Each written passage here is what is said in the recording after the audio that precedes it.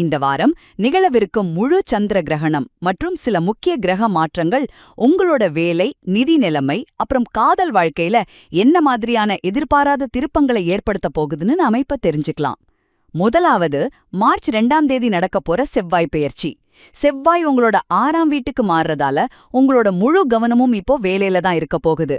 ஆனா பாருங்க, கொஞ்சம் பணத்தடைகள் வரலாம். அதனால யாருக்கும் கடன் கொடுக்கறதையோ அதிகமா செலவு பண்றதையும் கண்டிப்பா தவிர்த்துடுங்க. அதோட உங்க லைஃப் பார்ட்னர் கூட சின்ன சின்ன வாக்குவாதங்கள் வர வாய்ப்பிருக்கு. சோ ரொம்பவே பொறுமையா இருக்கிறது நல்லது. இரண்டாவது, மார்ச் 3ஆம் தேதி வரப்போகிற முழு சந்திர கிரகணம். உங்களோட 12ஆம் வீட்ல இந்த கிரகணம் நடக்கிறதால நீங்க கொஞ்சம் அதிகமாவே எமோஷனல் ஆகலாம். முக்கியமா பிசினஸ்ல மறைமுக எதிரிகள் உருவாகலாம், இல்லனா சில ரகசியங்கள் வெளியில வர வாய்ப்பிருக்கு. அதனால புதுசா எந்த வெளிநாட்டு முதலீடுகளையும் இப்போதைக்கு செய்யாதீங்க. கொஞ்சம் தியானம் பண்றதும் தான தர்மங்கள் செய்யறதும் உங்களுக்கு ஒரு நல்ல மன அமைதியையும் பாதுகாப்பையும் தரும்.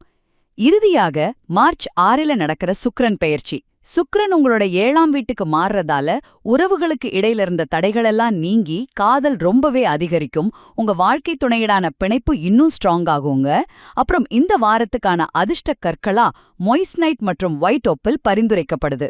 சுருக்கமா சொல்லணும்னா, பண விஷயங்கள்லயும் பிசினஸ்லயும் ரொம்ப கவனமா இருக்க வேண்டிய அதே நேரத்துல காதல் உறவுகள்ல ஒரு புது உற்சாகத்தோட செயல்பட வேண்டிய முக்கியமான வாரம் தாங்க இது.